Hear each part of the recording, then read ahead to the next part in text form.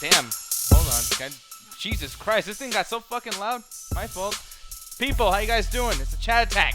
Sorry for screaming your fucking ears off right now and then muting myself or whatever the case may be. XSplit's weird. Google Hangouts on air is gone. Rabbit's gone. What is happening, man? Like, I'm feeling old right now. Alan, explain this to me. Alan's gone. Alan's gone too. God damn it. They're all leaving us. God damn it. Every one of them is leaving us. Why does this happen? Why did this happen to me? You know what's funny too? I That now, made my regrets. now that I'm in this call, by the way, too, now it's also not going to show my face when I'm talking. It's just on Ganja's face. Because I love that shit. My God. Bob Blob saying, yo, rest in peace, Rabbit. Alan's back. How you doing, Alan? Good. How are y'all doing? How's Yeah. your butthole, Alan? You had to think about it. It's been a No, long I'm time. ignoring you actively. That wasn't ignoring you. I quit. People, I'm going to let you know, spiritually, I am down. I am down. Spiritually, he is dead, folks. Oh, look at this Facebook. It's not even fucking working. It's not working. Fuck. Alan, why'd you tell people how you're doing while I'm doing this, okay? Now you know how it is. Hey, thank you guys for watching. Thank you. This is fun. I could not And, help myself. I know, you're stupid. Anyways, thank you guys Yes. very much. That's the show. End of the show. Goodbye. Yes, absolutely. Mm-mm. God damn We're it. not going out like that. We ain't going out like no goddamn chumps. We are definitely chumps, though. Here's the thing, though. I'm looking over here in the chat. Well, I looked at the wrong part. The chat. Jenny saying, damn, the world's burning. He says, damn, y'all good. I'm not. They're good. Things are great. Let me put on my face again. I'm not used to this now. Stupid Hangouts. So Hangouts on Air was discontinued today. Apparently, it's the one that we use to lower each other's mics, mute each other, all that kind of stuff. Apparently that's gone, so that fucking blows. Rabbit's down, so after hours wise, I don't know if you guys are down for this, anyone who's watching the show right now, but we're definitely gonna be doing a Discord, and I'm gonna let you know, I don't like Discord. Ganja will say something differently. Alan's like kind of on the fence either way. He's just like, I don't know. But we are running into one slight issue when it comes to screen sharing or getting a video on screen. So I know a bunch of you know how to use Discord better than we can. So we're basically going to open it up just to kind of get it ready. But yeah, Rabbit's dead. Whatever the fuck Cast is barely working. So we're going to use Discord for the time being. I barely got a chance to use it. It still hasn't accepted me. It sent me the fucking code to verify my email. I put the code in, and it still wants me to sign in. So it's like I'm stuck in this fucking loop. yeah, like I think you had to have them send you another code, because that's why I did to get a code finally, but... I got 5 codes. Oh, wow, okay. And I did them all. Jesus Christ, man. So yeah, we're having that issue over there too. To the point where even like, you know, as far as presentation wise, today I found out the Hangouts on Air is gone. So like, as you guys can see, our face is a little bit smaller on this thing now. And my God, just to put our icons up has been the hugest, most long, pain in the ass task that I've had to do for a while. So that's the thing. My God, just just everything. This Facebook fucking thing. Hopefully it works. Let me see. Trying again. It kind of works now. Oh well, it's whatever. We do got. Oh shit! Ryan Walter's up here saying that yes, like he fucking stepped on something. Hurt himself. He's on YouTube. On the YouTube chat. He's But- always on YouTube. Yeah, we'll definitely be talking about you know, the boys tonight. I know it's kind of late, but you know, maybe me and Alan can go back and forth and shoot the shit a little bit about it. Also, we're gonna be talking about Hobbs and Shaw, because you did see it, right? Yes, yes. Yeah, I didn't, because I tried to watch it, and my God, it was boring me. And I'm like, on top of being bad, it's boring too. Fucking yikes! I'm not watching this. So bad, you don't even want to bootleg it. Exactly. That should be like the fucking tagline on it. So bad you don't want to buy, you don't want to bootleg it. Did you watch it yet, Ganja? Hell no. Okay, good boy. So Alan's gonna be taking the reins as far as that goes, and then for the most part, we're just gonna shoot the shit. Chat, what you guys have been up to? Chaos Blood saying don't spoil shit. Yo, I got an idea. I'm not sure she's talking about the Hobbs and Shaw, the boys. How can you spoil the Hobbit Shop show? But more like she's talking about the boys. I have an idea. I haven't done it for a while. Twitch, YouTube, Facebook, where y'all at? Type in the messages. No one's talking to us on XSplit. I don't give a fuck. Yeah, talk to us on the XSplit. Talk to us on the device that doesn't have a chat room. Call us on the AOL chat room. Call us on Yahoo.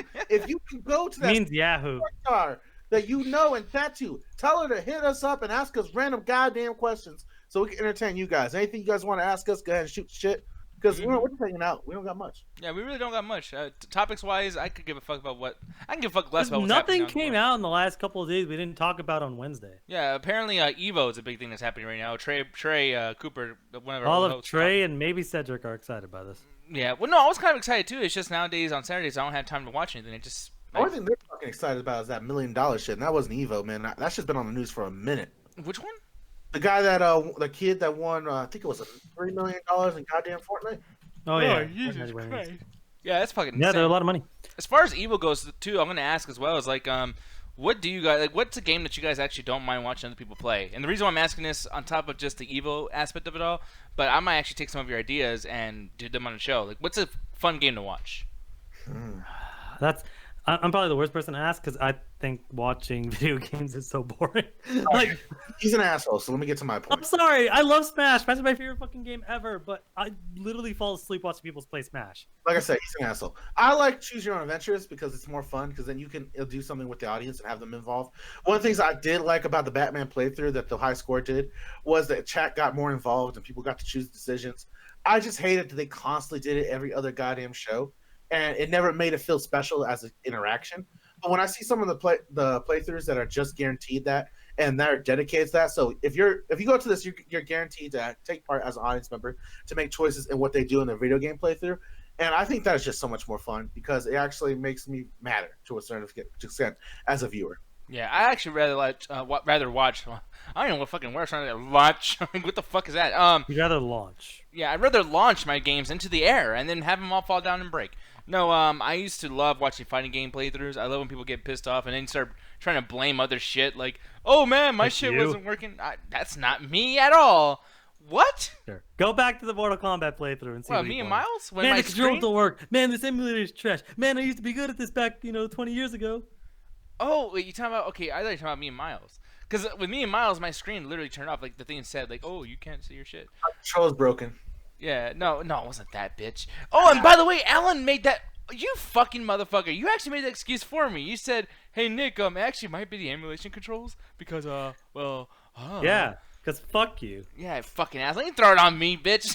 Watch me. That is Yeah, a RPGs or beat 'em ups. RPG. Oh, wait, what? Yeah, RPGs or beat 'em up. Which one do you prefer in terms of video game playthroughs? Playthroughs to watch. Yeah, I beat them more so because RPGs is now. You talking about boring? Good fucking lord, that's boring. Depends on- if it's like something I said where it's a choose your own adventure RPG, it might be good. But if it's just that top-down Diablo shit, you got to be a huge fan of the game to be into that. Sports games is fun. I love watching like a football game. People just like, oh, catch the fucking ball, and it's like, dude, you're the one that's supposed to catch it. Like, you got to hit the square button, not the fucking AI. Like, Jesus. So I love watching those a lot. Like, that'd be something I would like to see Alan play. Just have him get all quiet, get all into it, like fucking shit. Yeah, that's the thing. Like, Motherfucker. when I'm playing video games, like, yeah, I need someone to kind of be doing stuff because I focus a lot. I love playing video games, so I give it my full attention. So it's like it's hard for me to talk and play video games at the same time. Yeah, no, I see what you mean. Yeah, first-person shooters are kind of fun too. Well, JP saying, "Do not start, Nick." I was talking about JRPGs, not Diablo. Diablo's great. Fuck you. Yeah, don't talk shit about my JRPGs that just have 3-year-old girls in fucking bikinis. I like you, man, but people that defend JRPGs, I feel like that comes a lot from the Weeaboo commercial guy. Yeah, Weeaboo commercials. Because one time they're all selling fucking big anime chicks, and you barely know what the fucking game is. But when it comes to the way that the community is, y'all just really think these are the bee's knees when it comes to RPG games. And I think half the time when I have played JRPGs, it's just a number game of how long you can raise your stats, and the overarching story is just cookie cutter as a motherfucker. The only reason that Dragon Quest is really popular is because people like that repetitive game style, and the art style is cutesy. But besides that, there's no real difference between that and any crappy JRPG. Honestly, I think American RPGs are very, very superior when it comes to art. I do kind of agree with you to a certain degree because I do think that Western RPGs can be more interesting as far as storytelling. And the thing about JRPGs is that there's so many of them that are so similar. That's why you have that situation. It's like anime. There's so many that look so similar that it's like, oh man, I found the one good one. Like me and Jed had a long ass argument about 2 games that I felt had similar art styles, and it ended with her yelling at me and saying, "Try out this random game, Tales of Berseria." And I played it. I fucking loved it. The story is pretty simple. It's just a revenge story, but there's so much world building and there's so much complexity in this revenge story that it's actually like a really interesting take on it, and I'm loving it. I'm like 20 plus hours into the game, and I'm still enjoying it. The gameplay is a lot of fun. So But it's like I'm. when it What's comes up? to RPG, it's just a number chaser. It can be, but like you can say that about a lot of the like there are Western like not every single Western RPG is good like that, but like there are number chases, but it's like it's just as similar as you playing any other open world game. It's like, oh, I got to level up to be level 10, or these enemies. It's like Fallout's like that sometimes. It just To doesn't have the numbers flashing on screen. to respond to Adrian, she's asking what the hell it is in JRPG. Now, I mean, as far as initials wise, like yeah, it's a Japanese role playing game. But Yeah. the thing is, though, it's like as far as like the difference between that and just regular RPG, there's really not much of a difference as far as what I know. So I mean, if you guys can correct me on that, I mean, I don't think I'm wrong, but I don't want to say for sure that I'm correct because I don't really dabble in these kind of games, and I'm not going to piss off JP more so by saying like, oh, I don't play it because I don't like it. From my understanding, It's so just- JP, yeah. don't get mad because it's my understanding of the definitions.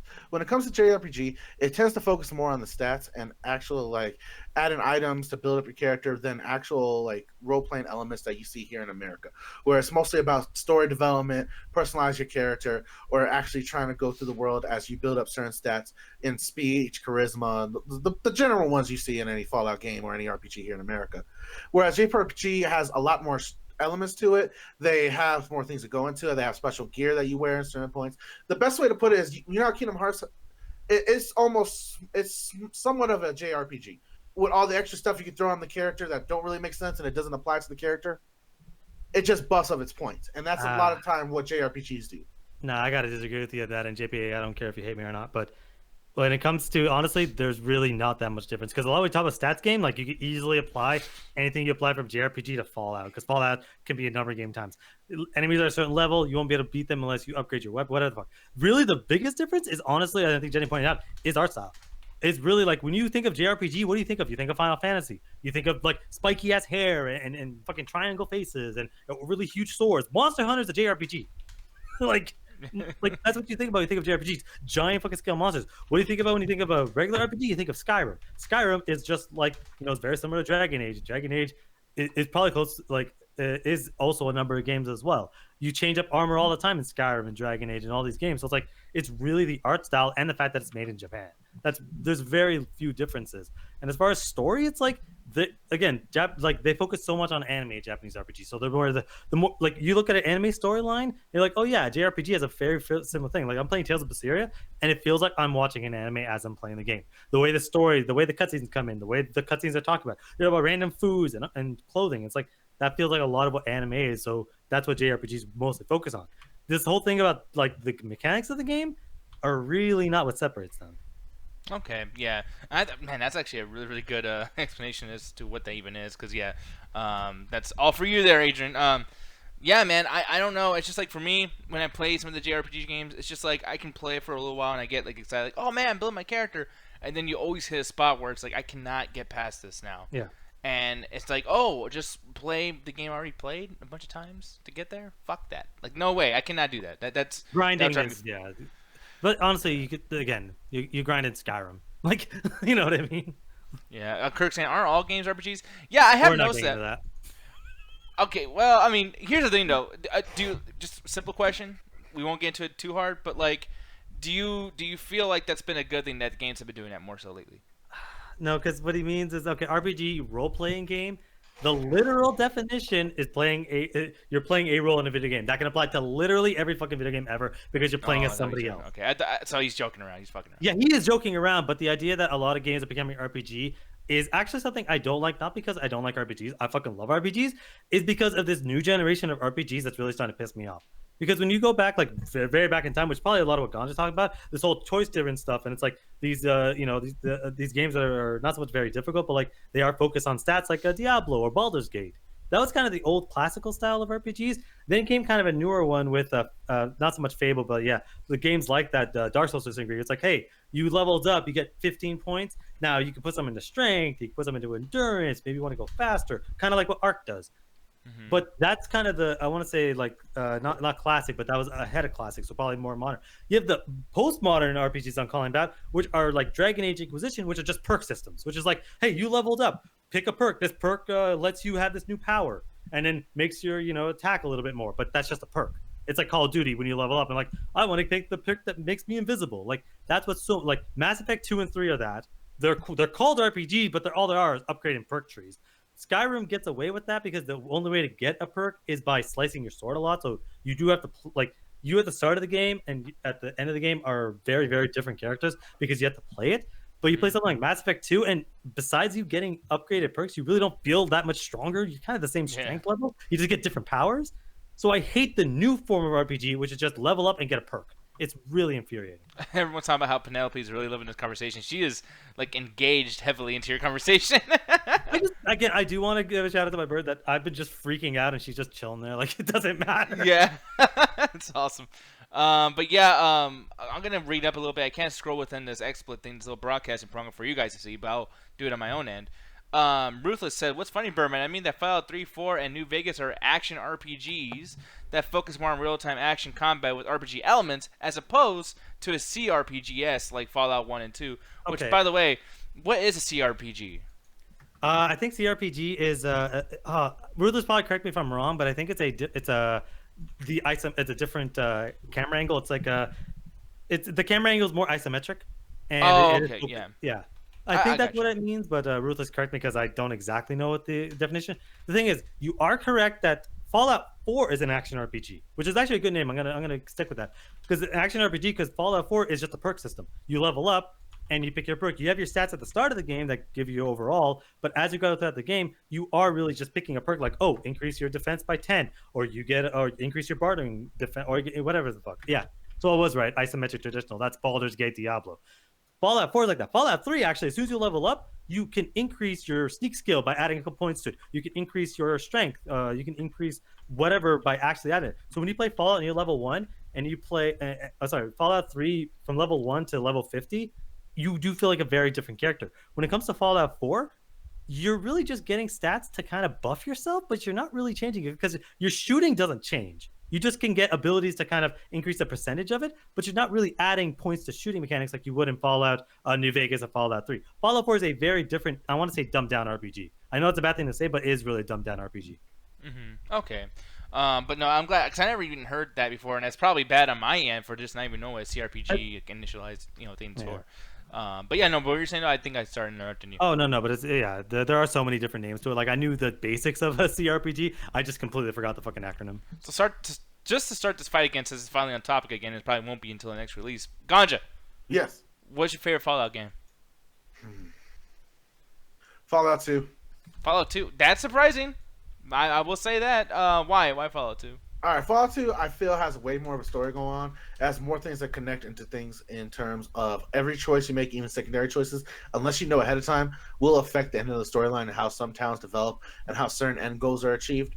And the way it wraps up feels like the end of a movie or a TV series, and how it does these small montages with things your character did, and even the smallest things end up turning into a big reveal at the end that either hurt or benefit certain areas you travel to or certain people you came in contact with. And I think it was the most well-completed one when it comes to that aspect. The closest that gets to it is definitely Fallout New Vegas, but because of development crunch and the problem that was Bethesda Studio, it definitely falls short. So I have to give it to the original, which is Fallout 2.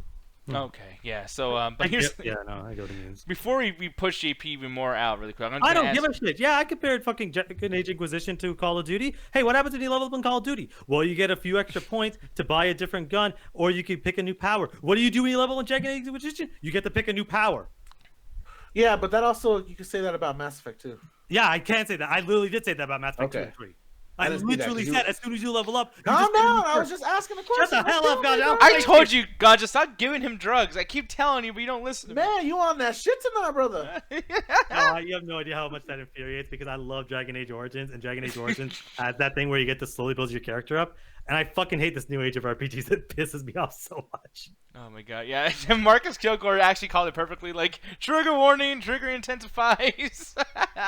Oh, I'm sorry, Alan. I'm so sorry for even bringing it up and then leaving your face on it. He's still mad when I beat his ass in the recent Illuminati. You did not win, motherfucker. Yeah, you just stuck in your own fucking old ass ways.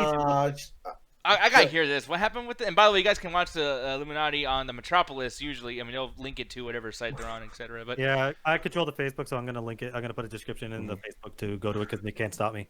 Yeah, well, that too, okay, but you're you don't have to be a dick about it. But yeah, check out the Moonlight podcast. Me and him talked about a recent incident going on in Hawaii where they're trying to build a large, like, scientific telescope to watch a certain area of the cosmos, and it's going to be built on this top of this mountain in this reservation for the Native Hawaiians, where they receive water, and it's apparently like a natural environment thing that's connected to their spirituality, and it's a whole big like protest fight, and as well as a litigation fight, and we kind of get into it, and me and Alan definitely cursed each other around the way. Yeah, Really? Okay. as per normal, it was just one of those situations where it, like, when you listen to the episode, it basically came down to more of a philosophy versus the actual. Because I think for the most part, we agree that they really should have spoken to the residents. They should have probably found a way to not fuck over an entire indigenous people. But when we go into it, we're more arguing philosophy. That's why we're yelling at each other. Sorry, my mic broke again. Aw. People, I'm really going through it.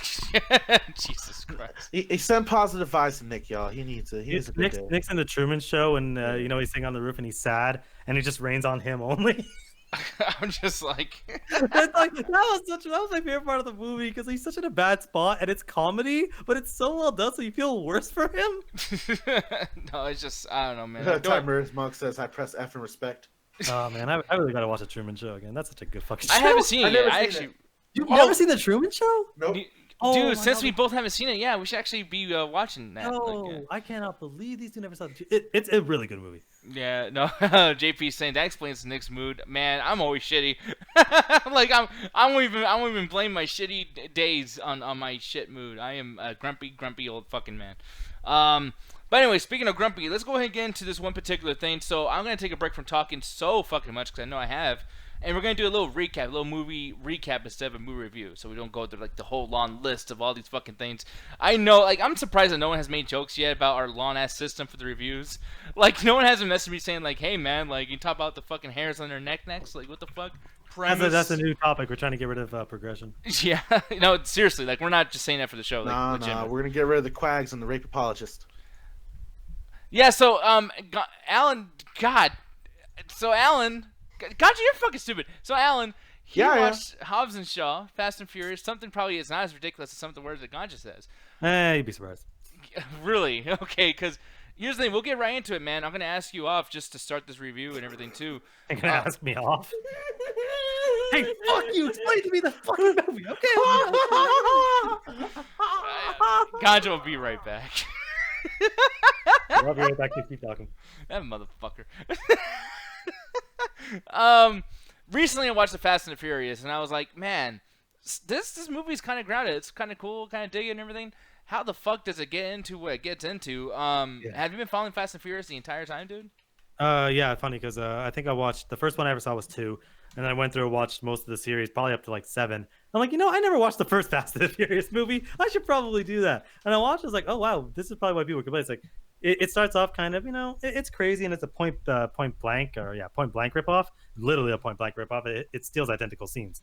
The thing is, it's like I'd say the first couple they're always a bit fantastical, but there's always a level of groundedness. I've always kind of argued it's like they do a lot of crazy set pieces, but you can always tell the difference between why people, I guess, will stick to the Fast and Furious versus other movie franchises is because as much as there's always a ridiculousness that happens with these movies, the people ground it. So it's like you can still feel like, hey, there's family. These people have camaraderie. These people feel like they're friends. And you watch it for so long, it's like, yeah, you see the camaraderie between Paul Walker's character and Vin Diesel's character. That's why people were so sad at the end of 7, because it's like, yeah, like it feels like, they lost somebody that was so integral to these movies because everyone there feels like they want to be next to each other. This is a situation like the Avengers where it's like you're only here because of contract obligations. Like, no, everyone here feels like they want to be here. I know there's a lot of stuff behind the scenes, but they're able to sell it really well in the movies. So Hobbs and Shaw comes out, and this is I don't want to say it's a sequel because it's not like saying, oh, it's exactly after the events. It's basically happening about the same time as these movies, and it does take a lot of stuff from the other movies. It does acknowledge the other movies exist. So it's taking Hobbs' character from the Fast and Furious movies. It's taking Shaw. And they're basically pitting them against each other, and they still really don't like each other. And that's kind of one of my problems with the movie. It's like they don't like each other, and this has been established because they've been fighting since 7.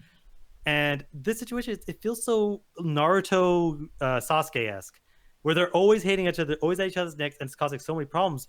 But they're so focused on this in the movie that it sometimes will have like a 30-second exchange of like, man, you're so fucking short. You probably do this. Well, you're so fucking big. I bet you do this. You're such a fucking loser. And it's like, It goes on for so long, and you figure that's the start of the movie, but it goes on through the entire fucking movie. That it gets like I want to say like 2/3 of the movie, and they're on a plane, and I'm just like, fuck, we get it. They don't like each other, and I really don't fucking like that when it comes. That's one of the few big problems with the movie. But I'll let you say a few things. Yeah, well, like as I'm looking at this, man, it looks like it's gonna be fun in the sense of like, oh, well, action and goddamn, like some stupid ass action. I mean, literally do a get over here fucking thing on a helicopter, all that kind of stuff. I'm like, all right, cool. But then like these other characters are in the movie too. Like, for instance, Idris Elba. I just watched him on Hot Ones, and I actually really liked his personality. And I'm like, how much does this personality actually shine through into the movie? Because this dude's charismatic as fuck. Like he's fun just to listen to.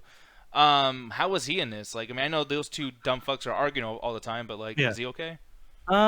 He's a force because you always feel like he's able to stand up enough that it's like, because usually we see these movies like, wait, how the hell can we've seen the superheroes do all, we've seen Jason Statham and The Rock do all sorts of crazy shit. How the hell can Idris Elba survive?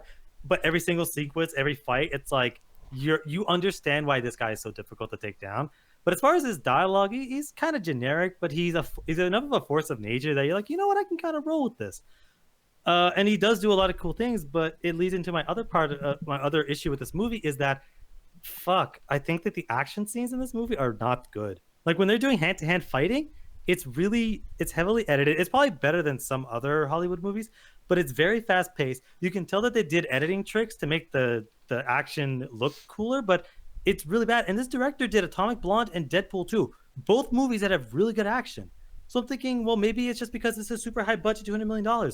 But then I look at the budget for Deadpool 2, and that was $110 million. So I'm like, is it just because of those two movies are R-rated, like hard Rs, and this is like a PG-13 movie that he couldn't get away with the normal stuff? Or is it studio interference? Because like this movie feels very, very different to the other Fast and Furious. Like the last one, 8, is crazy. It's just as crazy. This one's probably more crazy. But there's so many differences. Like this one is so much on the comedy. There's so many jokes in this where, yeah, the Fast and Furious movies were always funny, but there's always this level of like, there's enough going on that's like, yeah, it's serious, and you can kind of say, oh, this is so stupidly serious. But there's enough going on that it's like it's serious, and then there's the jokes, but the jokes felt natural in those movies. This, it's like nonstop comedy. I think Solidus described it in one of the chats like, this is a comic book movie. I'm like, this is a comic book movie. They're trying to suck and save the world. There's a crazy amped up villain on some crazy shit, and they're doing a lot crazier stuff and are essentially invincible, kind of like they are in the Fast and Furious. But this is like everything here is dialed to 11. Yeah, and so much in fact that even like the tech is too. Like I know that Idris Elba walks into a room. Sounds like I'm telling a joke, by the way. Like a guy walks into a bar, waka waka. No, but he walks into a room and like he has like this RoboCop, Terminator, fucking Transformers thing where he's like scanning everyone's shit. I'm like, why would you ever get? How can you ever get the jump on you? Like, you know what I mean? Like, how can anyone like surprise him in an attack? Oh, and it works because when they do finally because eventually it gets to the point where they're fighting him and they're able to get a step up and you can kind of see what happens. But I'm not, oh my god, I don't want to spoil this movie, but like I'm comparing this to Naruto and Sasuke for a specific reason, because they beat him by like, hey, we finally have to work together. You know what? Yeah, you're my brother. Like, I'm not kidding. They literally. But that's not even a spoiler because everyone knows that. If you guys don't know that, might as well did the fist bump. Like they might as well have done that because it's like I don't know. It's one of those things where I was disappointed. I didn't hate it because I still found myself going through the movie. There were some parts where I was mostly underwhelmed. I think that's the best way to sum this up. I'm underwhelmed because all the hand-to-hand fights are sloppy. Like I can't remember who the woman is, but she's actually a really good fighter. She's really good. They're able to use her flexibility and actually make her do some really cool fight scenes. The Rock, like they're able to use his strength to make him the brute, and Jason Statham the fast one. So you could tell that there's a unique fight style for every one of them. But they didn't want to do that. They want to focus more on spectacle action. They want to focus more on the cars exploding, buildings exploding, shit going through. And that stuff does look good because it's an expensive movie. But the hand-to-hand does it, and that infuriates me because this director's really good at it. Like, the one fight scene in Atomic Blonde is way better than any fight scene in this movie. But the action here is pretty on par for Fast and Furious. And that's like I say, I enjoy 8 because 8 had better fight scenes. Like, the prison fight in Fast 8 is better than any fight scene in Hobbs and Shaw, and that really does disappoint me because I was excited to see these guys continue. I hope the sequel's better, but because Cedric agreed with me in the chat that this is really badly edited, but I didn't hate it. I'll say that's the best thing. I did not hate this movie, even though a particular actor shows up, and y'all know how much I hate him, but a particular actor shows up. Yeah, I think I know. And even then, I didn't really hate the movie. So. Yeah, and I think that was done as a favor to the director, because of to the actors, yeah. Yeah, exactly. Another thing too to bring up as well is that fucking bike. The reason why I was bringing up the tech thing and kind of like how they over modernize it. Was it just me, or does a bike make Transformer noises? I don't know, but I was just kind of like, yo, man, we got that bike from The Dark Knight. It's back, guys. No, That's what I thought. I was like, the yo, Dark Knight damn bike it. is so lame though, because it's just a bike. This is basically RC from Transformers 2. Like it's fucking insane. Like the way it does that fucking the noises it makes, just like the like. What's up with that shit? Like, I mean, did you hear it too, or am I just tripping? I honestly I didn't. There's so much other stuff going on, and I was kind of just enjoying the car chase. So I mean, it's probably there, but like I didn't really. I'm sure they do. They reference a lot of other movies. He calls himself Black Superman. They call him the Terminator. I wouldn't be surprised if they want to throw in a reference to not Fast Transformers. Yeah, but double toasted rating. What would you give this? I think this is the definition of a rental. If we see this in the after hours or this goes on Netflix and you watch it, be like, you know what, that was a generally good idea. But as far as like in the Fast and Furious, like this isn't a bad movie. And I don't think any of them are bad movies. Even the third one has its moments. But this is definitely one of the weaker Fast and Furious because like when they added The Rock to the movies, they got a lot better and a lot crazier. But this is definitely one of the weaker ones, and it's upsetting because like this director, I feel like this director could have done something way better. And I feel like studio interferes like, no, we want to start a franchise. You got to do this, and this. And no, people like explosions. Look at Marvel movies. People love explosions. People don't want your hand-to-hand fights, even though that's how you made your career with the fucking John Wick and all the other movies you fucking do. No, make big explosions. I just hope that the next movie, I hope this is successful so that the next movie, like, you know what? Let's let you do what you want to do because I think this guy can really do something good. Yeah. Kirk. No, he's not there. But that's so weird. That's a like, stupid joke. Fuck you, Kirk. God damn it, got me. I'm like. There is something I do want to talk about real quick. So Roman Reigns is in the movie, and this is probably the worst cameo I've ever seen in a movie because he's on screen a lot, doesn't say a single word, but like when they're doing the end sequence and they're getting ready for a fight, every time they're like, "Oh man, someone's doing some tech stuff." Cut to Roman Reigns like hitting a hammer or something. Okay, hey man, we gotta talk about this. We're doing the plan. Roman Reigns. Roman Reigns. Like, okay, we get it. Like he doesn't talk. He's not like his brother. He has no lines of dialogue. He just keeps showing up. Yeah, and by the way, aren't they not brothers in the movie, apparently? I don't know that he doesn't even talk. He does not even have a character. They don't say a word to him.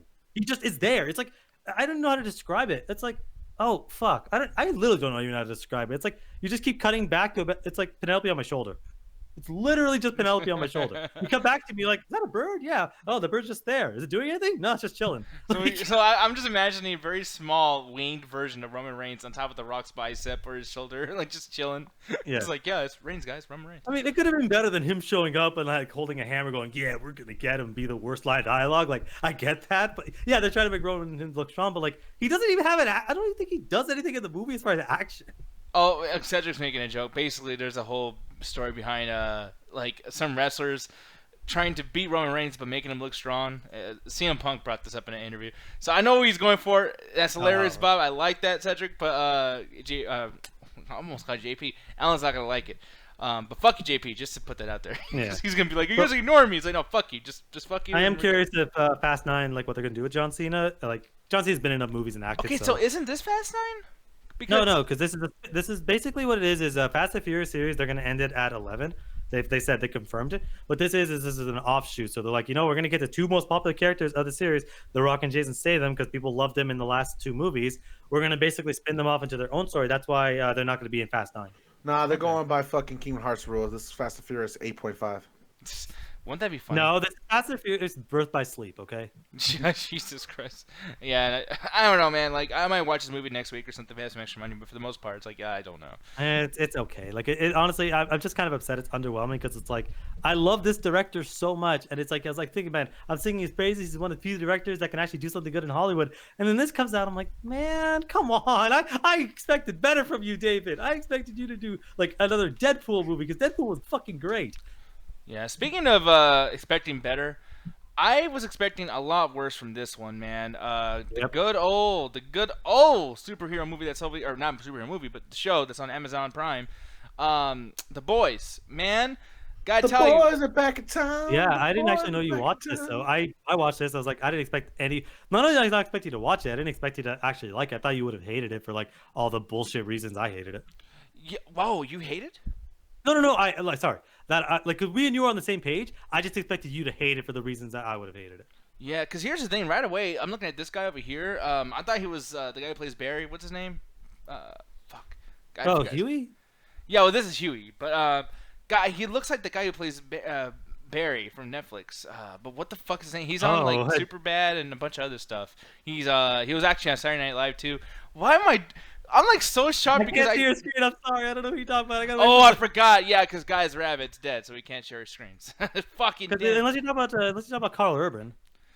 No, it's you know the guy who was with Robin, like the girl who had a fortunate fight. God damn, I can't. It's hard. Killing me right now. Bill Hader, hey, thank you, Jenny, thank you so much, sweetheart. Yes, it's Bill Hader. That's what I thought it was. It's not at all. He looks just fucking like him. Anyways, this particular Bill Hader looking motherfucker. Right away, I was like, man, it's gonna be this guy who doesn't know shit about the superheroes, and he's gonna, just sit around and kind of like be us, like, be shocked at this so we can be shocked. But man, like, he has such a good fucking story, dude. Like, I never cared so much about a character just starting off, like, ever. Yeah. And the thing is one of the things immediately, because I honestly first 2 episodes, I like, and I did the post on Facebook. I fucking hate this show. Like first episodes, like I don't know, like this is everything I thought it was gonna be. Because you do the main character Huey, and he's one of those pushovers, like, oh, I don't want to ever do. He's basically kind of like Morty. Oh, I don't ever want to do anything. And then you see the girl, and she gets viscerally murdered. And I'm like, you guys are kind of making this kind of a joke. I'm like, this is probably one of the most brutal deaths I've seen in a while. And then you see the character, you're like, oh, you got to feel sorry for him because he's a loser. But he has one of the most interesting growths because he still maintains that. But you see, like, because usually with those characters, they stay the exact same. But with this, you see him slowly building, and the show acknowledges that. And I love that because at one point, one of the characters goes, hey, you used to be shitting your pants every 2 seconds, but now you're good. Because you see the characters growing, and it's not like this quick, like, oh, I'm immediately good. He still has that moral core throughout the whole show. And that's what I really like about it. So Hugh ended up becoming one of my favorite characters. Same thing with Carl Urban, because like I thought Carl Urban, or who plays Butcher here, I thought he was gonna be like that asshole. I thought he was gonna be John Bernthal in any movie he's ever in. Man, the world's a fuck place, man. Fuck everybody. This doesn't stick to anyone being good. But the then world is a vampire. Yeah. And the thing is, as soon as you're dealing with him, you eventually see where he's coming from. And that he is kind of right, but not entirely. But like he's not just this one note character, and I think that's really interesting. But to tell people basically what it's about is this is basically The Boys this is the world of superheroes. So people with powers exist. People could fly. They could teleport. They could do all sorts of stuff, and they treat it like a police force. So like, hey, these people work for a company. This company sends out people. Like, hey, go to this city, protect it. And it's they're treated very similar to the police force. They even say that it's like, oh, if a super kills someone on the job, they don't get in trouble. It's collateral damage.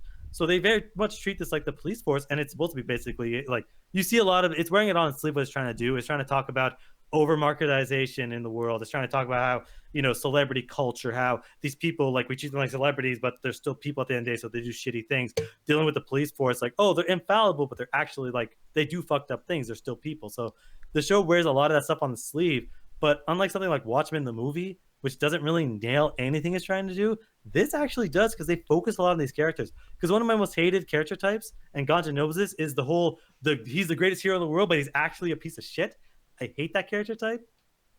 And this has to do with Homelander. It's like, you get it. It's this person that's told he's awesome this whole fucking time, and then it gets at a point where it's like he believes it, but he's not doing it in the sense of like, oh, I hate everyone. It's like, no, I can run this, Wilder. Let me run this. And he starts doing his own thing. You're like, oh, I get it. And it terrifies you because how are you going to stop him? Exactly, yeah. And it's almost like there's nothing more powerful than the villain, than not just the powers of the villain, but just the power of the villain. Like, it's not like his physical power, it's his political power. And it shows like, and this whole world of mutants and people doing all this crazy shit, still, at the end of the day, government is scary as fuck. It never changes with the government. It's still the worst thing ever, and same with politics. So, like, that was something that really kind of worked with me because it wasn't like Luke Cage and Punisher where they tell politics and they tell police force stories and how the law works, and then they just drop the shit. Like, I fucking hated when, like, Murdoch, Daredevil, they're starting their own fucking law firm, everything's cool, and then all of a sudden it's like, who gives a fuck? I'm in love with this chick. It's like, what the fuck? Like, this one stays with it the whole time. And even though it has obviously those elements of, because there is a love story in here, it makes sense. It feels kind of natural because it's like when this stuff happening, you're like, I get why these people are drawn to each other because they are kind of stuck in this shitty world, and they're just the least shitty people around, so they kind of just gravitate towards each other. And you see that there's still that level of awkwardness, so they start off as friends, and then it's like, oh, I get why these people are sticking next to each other. They don't immediately fall in love like this. Some Ready Player One, I love you. It's been 2 days. It's almost like neither of them want to jump in, even though they both clearly have feelings. And that's what I like about the show. There's so many different things that this is, to me, one of my favorite shows. This is one of my favorite new shows to come out, because I expected to hate it, and I did hate the first 2 episodes. There's a joke they do with the Make-A-Wish Foundation. I almost fucking stopped watching because that was, and it lasted so long too. They just didn't know when the joke ended. It's like, dude, okay, even if you landed this joke, it's done now, dude. Come on. You're making a joke about a Make-A-Wish Foundation. Like, go fuck yourself. Yeah. And then episode 3 happens, and they're like, okay, guys, you're still watching it? Here's a plot burger. We're going to give you as many plot burgers as you want. I'm like, plot burger. These are delicious plot burgers. I love them. And I'm like, wow, this is really good. They're utilizing all these characters really well. They've established all these people, and every single person has a character. Like Mother's Milk. It's like, he comes in, it's like, yeah, my name's Mother's Milk. You got a fucking problem with them? Not anymore. Yeah. You know? I will say, though, when you say, like, these people are naturally drawn together, that's the only thing I disagree with, because of the fact that, so I always had this metaphor I always use, or this analogy of, like, when you're playing with your toys when you're a kid, you had these action figures or dolls, Barbies, whatever the fuck you had when you grew up, and you're telling a story, but the story, because you only have 2 hands and only so many fingers, you can only tell a story with 2 characters at a time. You know what I mean? Unless you have friends around playing the toys with you. And the thing is, though, is this movie does that in certain situations where it's like, you think this world's not big anymore because, dude, explain to me how, just in the crazy luck of this fucking world, how did the Bill Hader look-alike and Starlight meet up just by coincidence on that bench when she wasn't Starlight? It was like, you got to be fucking kidding me. Because what I thought at first was off-screen, maybe, Carl, what's the name? Carl Urban? Yeah. I thought his character, Butcher, probably told him what to do. Yeah, like set it up or whatever. No, it wasn't. It's just this, the writers were so lazy with this particular part that they just, The thing is, I don't necessarily call that it's a trope, and tropes are used in stories all the time. That's just how stories are written in all literature. And as much as that trope is kind of a cliche trope, like, oh, hey, the main character just happened to beat up with someone that's super important. That didn't bug me because what they do afterwards and how they utilize that character is important. Because usually that situation, like, oh, she's just a love interest. And it's like, no, we got to convince, like, he is basically using her. And as much as you can see, like, he doesn't really want to, he also kind of does because it means he gets to talk to her. So it's like he gets what he wants in both cases. He gets the information he needs and he gets to talk to her. So it's like, they were able to use that better than they usually, because sometimes what they do with those, and I see it all the time, it's like, oh, this character's super important. Remember, you got to get to know her, but don't fall in love with her. I fell in love with her. I'm sorry. It's like you already knew from the get-go what's going to happen, but they utilize the character so well and that relationship so well that you eventually start feeling bad for the guy. You're like, man, I kind of want this to work out for him, even though that he is kind of an asshole. So it's like they're able to use. I don't hate tropes when it's being able to use well. So if you get a trope and use it well, I like it. If you get a trope and don't use it well, I fucking hate it. But this you could choose other ways to do the trope that makes it different. Like for me, another thing. How are you going to introduce that character to David, to fucking Huey's character? Like, besides randomly meeting up, oh, she saved me. Well, you just happen to save this one person that's trying to kill all the girls. Like, yeah, that thing that happens later on within that is when he goes to the bathroom over, some espionage shit. Which, by the way, we don't really hear more about. Like, he planted something inside that room, and we don't really hear about it for a long, long, long time. Oh, it never happened. No. They explained it almost immediately. That didn't work. Well, no, like that didn't work. Yeah, but it's like you would think that. I don't know. Like even that in itself was kind of weird to me. It's like, wow, there's no security here. Like these guys literally have explained that they could see through things. Like. Homelander, whatever the fuck his name is. Homelander. Okay, but the thing is, you gotta say, it's like what I like about this is even though these people have powers, you could tell that hey, then they're still people. So it's like the person came in with his phone, and it's like, hey, Carl was like, hey, don't worry, the metal detector won't get you. Okay, hey, your phone, no metal. Okay, cool. I mean, we've all been through airports. If you have something non-metal, how is everyone gonna know? And it's like not like Homelander's like consistently 24/7, like viewing through everything, and it's like he's not gonna know that. So when they end up dealing with the chip later and someone sees it, he's like, well, fuck you. Because they establish why the character gets pissed at him because he thinks he's stealing information because of the whole copyright shit they explain later. So he's like, well, I'm going to do this myself because I'm going to kill you so that I don't get in trouble. So it's like everything does kind of fit within the character's personalities. Yeah. So, I mean, I don't know. Like, we'll disagree on that, but, like, there's a few other things, in essence, too. Like, for instance, characters, like for instance, like, okay, so, Starlight goes on a date with somebody. And it just so happens that these people that Bill Hader has seen, or not Bill Hader, but Bill Hader look like, Huey. I gotta remember his character's name. Huey. His name is Huey. Huey will be in a situation where he'll keep meeting people, like someone from his past, someone from her past, someone who's involved within the superhero reign of awfulness and bad guyisms. Even Carl Urban again, Butcher. It's like, dude, there's not one scene that he goes into these, like, the bow and arrow, whatever the fuck, without a storyline point happening, which is fine. I would, be okay with that. But there's nothing that is explaining why people are able to find him, why they end up in a situation that becomes awkward for both of them. Like, how do you end up being in so many of these situations? It's almost like a Meet the Parents thing where, like, in Ben Stiller's movie, there's so much crazy shit happening where it's like, okay, I've had a bad day before, but not in a fucking million years will my day be that shitty where that many bad things happen just on coincidence. Like, how fucking unlucky can one I character know that be? scene you're talking about, but like he followed him there, and his friend does work there, so it's or is just around. So it's like they do a lot of that stuff. I'm not saying the show's perfect because I actually do have problems with the show outside the first 2 episodes. It's just those ones aren't my issues because I get to a certain degree you got to move a story along, you know. Like that's like situations like, oh man, when's the last time you saw a buddy of yours from work? Like 3 weeks. Like you can't really tell a story like that. You have to speed things up to make things forward. But legit problems I have with this show, it's almost all of it is in one character, and it's the Aquaman ripoff. This character, it's like the writers hate Aquaman and they want to make sure you never forget it. Oh, Aquaman's the biggest loser. All he does is talk to fish. He's fucking useless. And what we're going to do, we're going to make him this fucking, sexual offender, rapist. We're going to make him like, oh, he's a loser and everyone hates him. His powers are fucking stupid. And we got to make sure you remember his powers are fucking stupid because every single fucking time he shows up, he's either he just fucked something up. He did something stupid. He got drunk and tried to save a fucking Does see where he gets drunk and tries to save a dolphin. He's like, don't worry, dolphin, I'll save you. Gets into a car accident, then he flies out and gets run over by a truck. And it's like, ha ha ha, you suck at saving people. It's like, oh, I'll save you, lobster. Lobster gets murdered. It's like they keep doing the same joke over and over again. And it's like, I fucking get it, man. You think Aquaman's a loser. You think this character's a loser, but you're not doing anything with him. It's just a random cutaway gag to just show how much he's a fucking idiot. I'm like, this is infuriating. I'm just looking at the screen going, how long before the next sequence when we can actually get back to the plot sandwich I'm eating?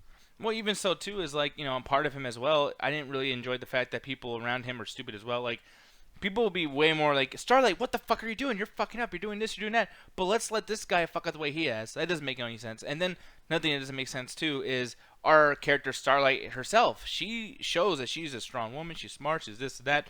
Tell me why she thought it was okay to suck this dude's dick or whatever, and she thought that she was actually I knew you were going to bring that up. It's not saying that she thought it was okay. It's just that this was day one on the job, and as far as she's concerned, nobody knew how much of a loser she was. Basically, this is like very first episode, but what happened is Starlight, she immediately gets joined to the Seven, and she's like, yo, this is my dream job. And what happened is the character, the Deep, is like, hey, I'm the most powerful person here. I'm number 2. I'm the second most powerful person here. You don't listen to me? I can get you fired. And she's like, well, I want to keep this fucking job. It's one of those things that it's not really subtle about it, but it's talking about how women get abused in the workplace just to keep their jobs. And she's like, yeah, I need to keep this fucking job. 1, to have a job, and 2, it's like she's put on so much pressure. So they do go into that, and she does not so much use that to her advantage. She does fucking get that guy back. But immediately afterwards, that's when he's just a loser and everything fucks up for him.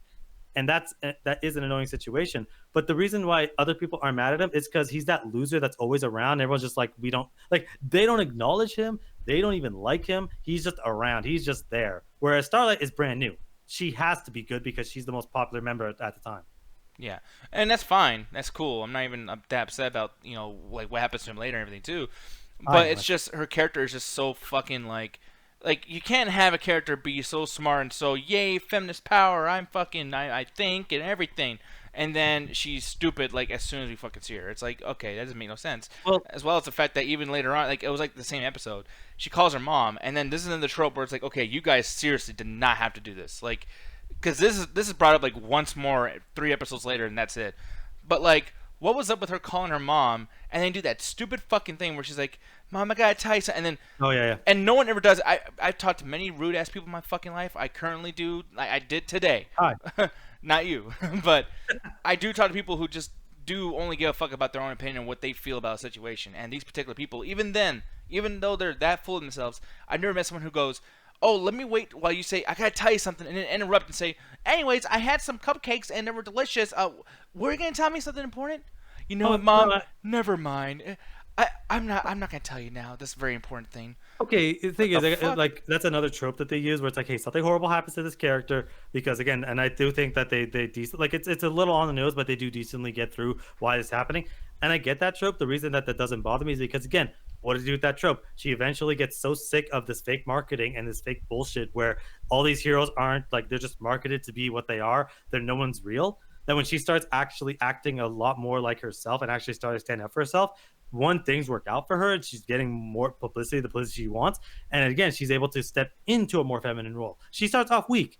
And yes, 100%, this character does start off like, I'm not saying that women that deal with the shit are weak, but this character does start off being pushed around. But what does she do afterwards? She grows, just like Huey does. As soon as we meet him, he's the weakest fucking, loser ass motherfucker you meet. What happens afterwards? He starts to grow. That's what this show does. And that's why a lot of these tropes don't bother me, is because you see that growth. You see her eventually get to the point. She does, back step back forward. But by like the end of it, you're like, okay, she's stepping in her own and she's able to stand up for herself. Same thing with Huey. They're able to do these things, but not necessarily completely like 180 changing the character. You see that growth. Everyone gets that growth, and I really enjoy it, especially the French guy. I thought the French guy was going to be someone that shows up for one episode. Oh, what the fuck? You fucked me over. I can't believe I'm going to do that. Well, I'll help you out this one time, and either dies or moves on. It's like, no. This character has growth. This character actually moves on and is important to the plot. Starlight's character grows. All these people grow, and that's probably the best part of the show is you see them actually working together and actually getting somewhere. Yeah, but I mean, it's just like that particular part, and this just happens so much. Like I can't go through all of them, but it's just like there's so many parts where just on the basic, like my experience writing my own stories and loving writers more so than loving directors, it's like I've seen people kind of get around that easy as fuck to avoid trope. Like if you can't avoid tropes like that, you have no business writing shit like this. Like granted, this movie or this show was great and it did have good writing, and that's cool, and I appreciate it and everything, but it's like. I would imagine that lots of what was good about this is them just kind of tweaking and fucking around with what already existed, which is the Boys comic. So it's like, Oh yeah. I'm not even gonna like, even though I like the show, I'm not gonna equate all that greatness to these guys because, to be honest, it's not creative to adapt this thing from something else. Yeah, it is. If the original source material was god awful, Well, because it's one of the god things awful people were subjective saying- because no, because a lot of people were saying the fucking like it's all the gross and overly violent, overly sexual shit in the show. Apparently, that's the whole comic. It is just this fucking. It's trying to be Watchmen, but it's like, we're gonna sit there and make it like fucking. I know that like Rob Zombie did it. Like we're gonna go overly sexual, overly violent, overly everything. Even though that we have this decent idea of a breakdown of superheroes. So what the show does is it takes that basic idea and it's like Kick-Ass. Like the Kick-Ass comic has some garbage ass like objective, but everyone fucking hates it. And at that point, it's literally objective. Everyone fucking hates some of the shit they do. And everyone's saying, yo, man, that comic, like, man, it was all right, but everything they changed for the comic was great. Everyone is praising the show for the changes, for the things they do differently. That's what the show's being praised on. So, yeah, I'll give it to that because, like, I'm hearing a lot of different people in a lot of different areas that are saying that this show is way better than the source material. And how often do you hear that? Well, all the time. People talk about how Endgame's great. It got how much money? Endgame is not based like Endgame. There's no comic called Endgame. Like Endgame is its own thing, but like usually like Civil War, for instance, is one of the few times where it's better than the source material. But Winter Soldier, as much as it's good, I think the source material is better. But like you look at what was it? Look at book movies all the time. Most people are like the books are way better than the fucking movies are. Like that is a common thing. It's usually the other way around where people are saying that the movie is better than the book. That's not as common. Okay, and I see that point, but at the same time, it's like just judging by this, Kirk has a brilliant point. In the comic, Homelander goes onto the statue, goes onto a top of a building, jerking off, saying he's the best and no one could stop him. Wow, yeah, well that's fucking That is crazy. some frat boy shit. No, yeah, and that's some crazy shit. But then at the same time, here, a guy pulls out his pants in the middle of a conversation when she looks away for a second and says, "Hey, you said you had a crush on me, right? Suck my dick." And then he actually gets his dick sucked, apparently. Like, and then she brings that up on a religious stage for Believe Expo. Like, good Yeah, God. sick of that shit, but, like, there's a difference between that because we see the Homelander character. He is very stoic. He is very like in charge all the time. That the idea of him just randomly waving his dick around, it's like, dude, that does not fit the character in any way, shape, or form, and it just makes it like fucking weird out of nowhere. You're just like, what are you fucking doing? So what do they do? They changed it up, and I appreciate every fucking change that they do with the show because it's like I could see where they could have easily just gone fucking hyper forward because people were telling me this is what happens in the comics. This is what happens in the comics. I'm like, good. If you can make a change for the better, I applaud you. Because usually, like, sometimes people make changes for the fucking worse. Like we see that in comic book movies all the fucking time. We're like, wait, you changed it from the comic and you made it 100 times worse. like it is refreshing to know a change is better. No, Like original. yeah. Yeah, like my original point, and the only thing I was just trying to say beforehand is just like, because I wasn't gonna go on a whole big thing about like how this is better than the comics. I haven't seen the comics, so like, Right. I don't know. But I'm just saying, like, when writers, like, let's say, okay, Infinity War, I love Infinity War, right? Yeah. But it is somehow adapted from these characters that they did not create. These characters were created long before probably they're even fucking live. I don't know how old they are. But the thing is, though, it's like I want to see what a writer does. That's like, okay, you know what? When you do something that's not comic books, I'm gonna follow that because you show that you can write some good shit. And everything that's good about Infinity War is good because the Avengers is good because of what they're already doing. And that's same with boys here. It's like everything good about this is like you said earlier. You're talking about the comics saying like, whoa, it's really overly sexual, really overly gory. I gotta tell you, dude, the best parts about the show was the sexual and the fucking violent parts. Like, I mean, that scene when she crushes a dude's fucking head and explodes, that made good story sense. It was fucked up for the scene. It led to a bunch of great shit, and I guarantee you. I mean, we watched the trailer, me and you were like, "Dude, fuck that." I remember that. I actually I was gonna bring it up at some point. My exact words were, "I bet that's the entire character show." And that happened. I was like, "Yo, did they just do that as a story beat? Was it amazing? Oh my god, everything made sense." Yeah, exactly. So that's why in that situation, I'm like, if this is different from the comic, I can only imagine how great the comic is because the worst, most sickest shit to watch on here. That's the stuff that I might watch the show again later on. I'd have to talk to somebody about the comic because like that might have been good in the show, but that could have easily just been something random, or it could have been way worse. Because again, the jerking off scene would have been awful in the show. It would honestly would have been like what, like it would have been one of those things where I'm like, this just kind of fucks the character up for me a lot. But the thing is, like, I do have to disagree with you. Like, fundamental will probably be the last thing I say. Just because you're adapting a comic book does not make you any less of a writer than someone that creates their own stuff. Creating your own stuff is like, yeah, that's obviously gonna be the epitome because you're creating this character. But like when you have to adapt, like somebody that does a comic book run of Spider-Man and does a good comic book run, it's not good because hey, they did Spider-Man. It's because they're able to take the core of this character and they're adding their own stuff. Like Spider-Man in Civil War and Infinity War, to me, is great. Not because it's Spider-Man, but because the lines that they were given was good, and that's like they're not they don't just sing they're ripping exact lines from a random comic book. They're able to create this, and then you have the actors that are able to do stuff with the writing. So the thing, and you see that because when you see the characters in Infinity War and you see the same characters in Endgame, you're like, holy shit. That's why there's certain movies like, for instance, like you might not like the first Captain America, but you love Winter Soldier. That's the same character, it's different writers because the writers are able to take the characters and do something interesting with them, even though that they're working from a pool. It's like you're sitting there and it's like you're getting this pool and you're like, let me take out this scoop, let me take out that scoop, and now I just made this delicious water. Okay, yeah, I like that analogy, and that makes a lot of sense. But yeah, I mean, like, it's just for me. I mean, like, you made sense. I still am not sold on your point, but that's great. That's what makes us tick. But the thing is, though, it's like I even noticed that with movie adaptations, like from video games, like Resident Evil 2. You hate Resident Evil 2. I think everybody does, and I also know it's. Yeah, I think it's pretty bad too. But there is some great shit in Resident Evil 2, like the Nemesis character. Not any Resident Evil movie has anything as slightly entertaining as Nemesis. And then I fucking love the zombies in there. They're actually creepy. I love where it takes place. But all that was done for the game. Do I really give those points to Resident Evil 2, the movie, when Resident Evil 3, the game, is what did that? You know what I mean? Like, no, I think that's two different things because we're talking about how the characters are acting. You're talking about visuals because, like, as much as Nemesis was cool in 2, he was just a cool visual gag. Like, he was just visual. It's like, being able to adapt something and make it look good on screen, you do have to give them a certain because like it is difficult to get something that worked iconically in a video game and make it look as good in the movie. That's why I constantly say they'll never make a good Legend of Zelda movie because good luck making that comic, good luck making that fucking tunic look good in real life. It's gonna look awful. It's gonna be fucking like deflated and it's gonna look like shit. But like in the video game, it looks awesome. So the fact that they managed to get close is something you got to give it to the movie because you're able to adapt this. You're able to make something that worked in this pixelated area work in real life, and that is something very difficult to do. But that's visuals, though. I don't really give points to visuals because you can you work hard enough, you'll make something look good. You'll make something good. I'm talking about you make a character sound convincing. You give because you have to give dialogue. You can't just sit there. The dialogue in Resident Evil games borders from decent to terrible. But if you're able to.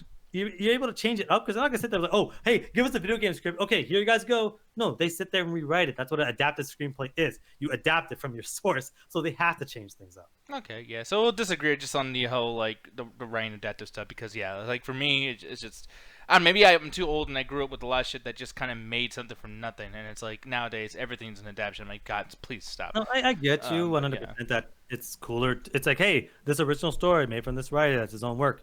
That's obviously that's cool, but like, I like it when people can adapt things and make it different. That's why I mean, Ruthless at some point arguing about Civil War because I think the Civil War comic is awful, but I love the movie. Yeah, but yeah, man. So for me, I guess I'll do our version of whatever the Double Toasted Rain was, an out of 5 type thing. Yeah, I think it was a 3 out of 5 for me. It's I guess for Double Toasted you equate it to maybe a rent or a matinee, and for our old rating system I would say it's a stream it, which is perfect because you can stream it. Like if I paid for this I would have been pissed. I literally would have been like, okay, fuck, that sucks. But for streaming, this is probably the best thing I've ever seen on Amazon, man. Like I mean, it's weird how. Yeah, it's weird like how I'm saying negative stuff about it, and yet still because of the content that you get with Amazon Prime, it's like this.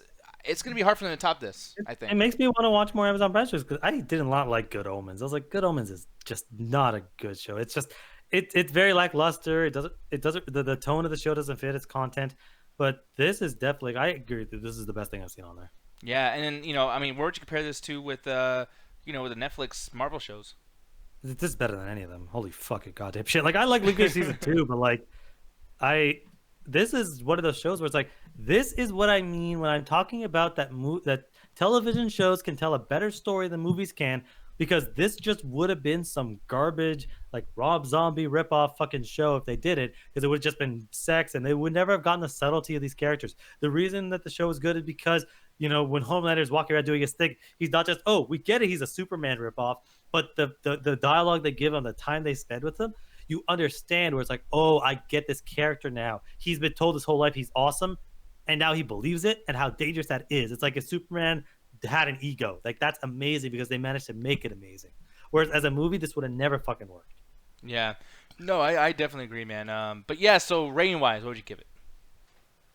I think I go higher than you. I think this is definitely I want to say it's a 3.5. I want to say it's a 3.5 out of 5 because Okay. it's like as far as Double Toasted rating, this is definitely a low full price because there are problems with the show. The Deep is one of my biggest problems, and I think that sometimes sometimes their comedy doesn't really work, and it took a little while for the show to go because like at 8 episodes, I like 6, so I can't sit there and be, oh man, it's 5 out of 5 out of 6. I got to give it knocks because there are times I wish the action choreography was there.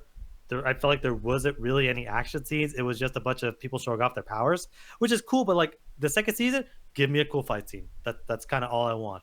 So I got to kind of knock it off points for it's like I've seen shows that have tackled this kind of stuff but had good fight scenes. Like I want something as good as some of the fight scenes in Luke Cage or Arrow. So it's like, so I got to knock it down there. Some of the characters really piss me off, but then some of the characters I love, so it balances out. But there are still negatives, so everything kind of knocks it down. Because I was thinking, oh man, 4, but I'm like, wait, I hated the first 2 episodes. I hate the Deep. I kind of hate this character, so I can't give it 4. I have to give it 3.5.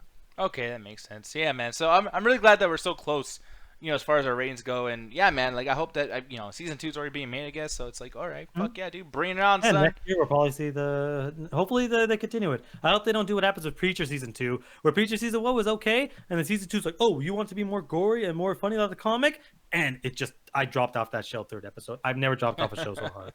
Yeah, man. But Gondry, you still there with us? I'm sorry. I'm so sorry. I know he hates all this comic book nerd talk. Superheroes. Oh, it's okay. I'm sure if Lenin was there, you would have fucking loved it. Hey, it's fake, man. Oh, fuck you. Yeah, okay, that was a rip-off sequel of fucking what Jet said. It wasn't a rip-off sequel. It was a Chinese cut. Good God. But anyways, yeah, man. Did you watch anything you want to talk about, or you want to go ahead and head out and do our after Only hours thing thing? I could say I watched recently, and this is not even a review, this is a quick mention. I recently saw the Heathers movie, and Oh, God. boy, that movie predicted a lot of shit for future kids today. Wait, why so? I'm actually curious. It involves teen suicide, people that find suicide a popularity thing, and want to emulate it because it feels like it justifies their existence, and just the clicky shit that we all deal in high school. And Yeah. honestly, this movie could have been made today, except for 2 things. 1, there's a lot of use of guns and teenagers. And 2, for some reason, there's a date rape that occurs, and they don't even mention it at all. Jesus Christ. Well, It just actually, happens in the background, and it's assumed, as the way the conversation goes, that he just got extra handsy. He didn't just rape the chick like what we saw in the background. well, Besides that, it could be made today, and I thought it was a great movie. I thought, like, was it Kevin Bacon? No. Oh, it was fuck. What was the actor's name in that movie? Rufus, I know you've seen the movie, but can you tell me who the main Christian actor Slater? is? Christian Slater. His way of playing this narcissistic incel, almost like character, was so perfect that it made me recognize some hardcore nerd fans I know that take shit too far. And his way of talking these nihilistic stuff about death, about anger, about life, it really highlights a lot of what's going on with kids today and how that alienation has just gotten worse. It hasn't gotten better. And the way they make fun of the way that people take advantage of suicide, either to further their own agenda or to make themselves feel better, or in worst case scenario, actually take over the spot of someone who killed themselves. I just thought it was a really good movie, and I give it a full price. Okay, and it's funny too how you actually brought up the fact that it's like, oh well, like I don't think it's gonna be made today. I guess they have a show. I didn't know this at all, but Heather's. I heard the it was show? a bastardation of it. Really? Yeah, Okay. Yeah. That fucking sucks. But yeah, but with that said, though, it's time for us to get the fuck out of here. Here's the thing. I know we probably should have this talk in private, but at the same time, like, we actually are. I mean, they're going to have to follow us right now. So, are we going to be doing Discord or are we going to be doing Zoom?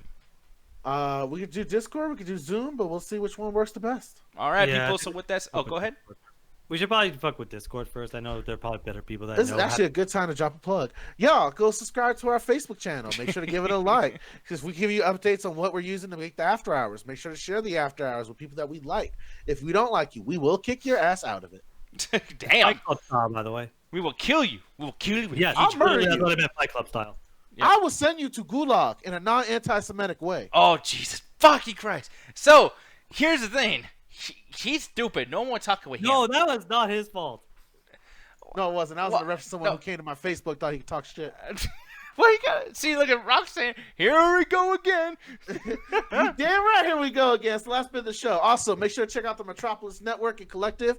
Me, Ruthless Allen, and the boys from ARPG Gaming. We got a bunch of good shows coming on there. I got my Sarissa History. We got the Illuminati Podcast. We got ARPG Gaming, like I mentioned before. Make sure to go check that out. Illuminati Podcast is a cultural show. We talk about politics. We talked about the recent DNC convention, not convention, debates. We talk about all kinds of shit. I yelled at Allen for trying to take over native lands for science. It's great. Make sure to check it out. That's the Illuminati Podcast on the Metropolis Network, as well as a littlefireandburn.com. Check that shit out too. Alan, take it over.